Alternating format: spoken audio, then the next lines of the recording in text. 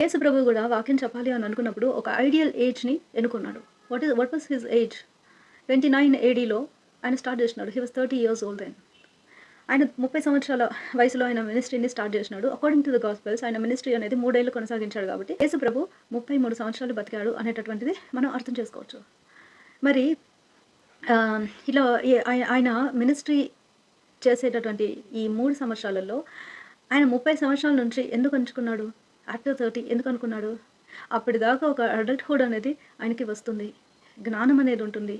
So, ఒక పెద్దరికం అనేది ఉంటుంది అనేటటువంటి ఒక ఆలోచన. యేసు ప్రభువే 30 సంవత్సరాల దాకా ఆయన మరి ప్రీచింగ్ చేయడానికి గానీ, టీచింగ్ చేయడానికి గానీ ముందుకు రాలేదు.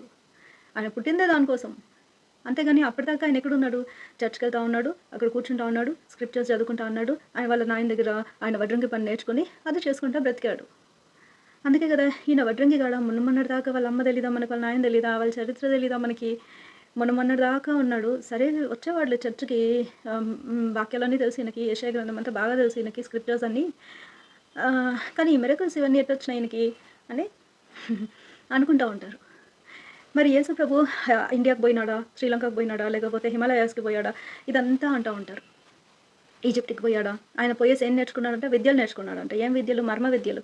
ఏంటిదంతా? బైబిల్‌లో ఉందా?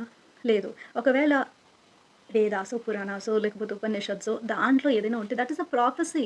కానీ హాఫ్ నాలెడ్జ్ ఉండి ఎవరైనా చెప్పేది విని దాన్ని సరిగ్గా అర్థం చేసుకోకుండా, లేకపోతే మనకంటూ మన సొంత అన్వేషణ లేకపోయేసరికి ఏమైతుందంటే ఇట్లంట, అట్లంట, అంట అనే మాటల్లో the main thing is being last.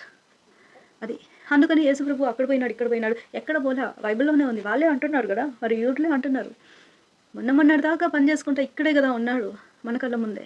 ఈయనకి వాక్చాతుర్యం అంటే చిన్నప్పటి నుంచి మేము చూసినాం ఉంది. మాట్లాడతాడు సరే. కానీ ఈ మిరకిల్స్ అన్నీ ఎట్లా చేయడం మొదలుపెట్టాడు అని ఆశ్చర్యపోయారు. అంటే ఆయన ఎక్కడ పోయాడు? ఎక్కడ పోలేదు. ఆయన ఎక్కడ పుట్టి పెరిగాడో అక్కడే ఉన్నాడు. ఆయన ఎక్కడ పోలేదు. కానీ యేసుప్రభు ఆ కంట్రీ పోయాడు, ఈ కంట్రీ పోయాడు అని చెప్తా ఉంటారు. Which is wrong.